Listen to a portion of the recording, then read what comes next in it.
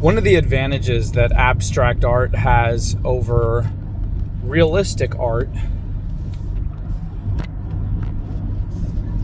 is that it's far more open to interpretation from the viewer.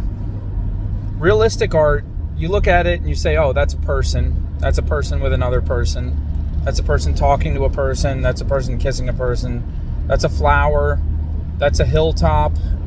That's a landscape with some trees and a lake. You can say, oh, well, the way they put the mood into this landscape, it tells you about life and stuff.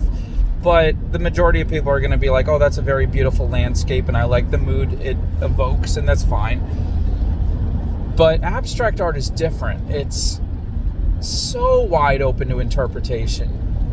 You don't really know exactly what the artist intended if you didn't actually hear them talk about it. And even then, what they intended, even the words of how they describe their own art might come across different to every person.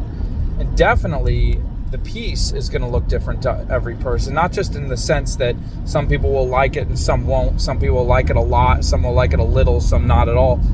But that each person is going to look at each curve, each color, each shape, each line, each image that might not be specifically a picture they identify from life, like a car or a person or a flower, but sometimes it's just random shapes and colors and blends, and it evokes a mood in and of itself, but it's a different mood.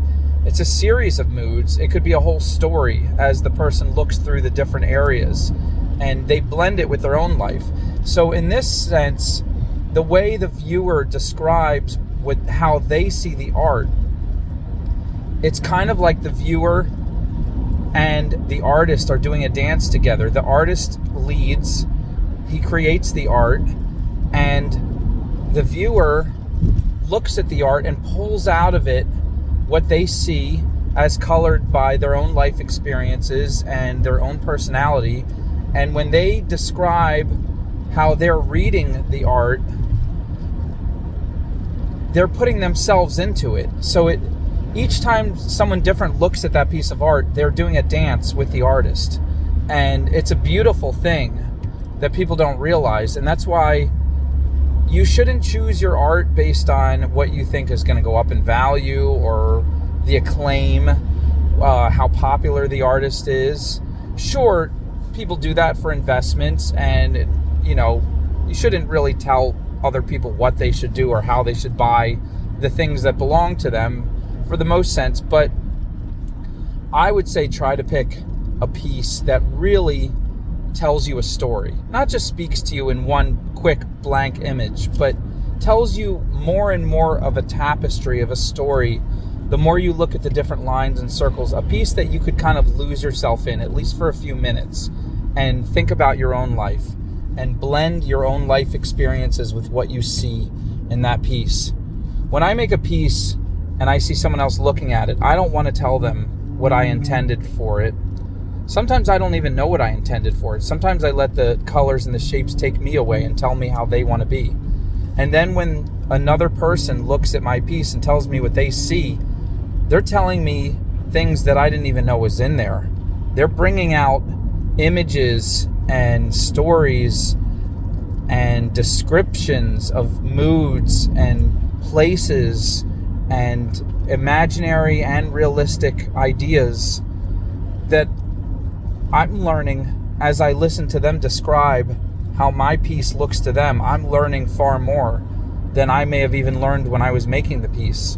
So I'm learning from these shapes and colors more about their life, more about life in general, and they're helping to teach me more about what it is to be a person in this world and go through the experiences that people go through, some of which I've been through, some of which I may not have been through yet. So it's an incredible learning experience to hear somebody else describe your art. So if somebody says to you, what inspired you? What made you do this art? What were you thinking when you did it? I would turn it around on them and say, how about you tell me what you see in this piece? How does it make you feel? What does it make you think of? Describe in as much detail as possible how you feel about this. And let them delight you as they become the artist for a moment. And they tell you, they pull out all of the beautiful things that they see that you may have never seen in your own art. And that teaches you about them, it teaches you about you, and it teaches you about life.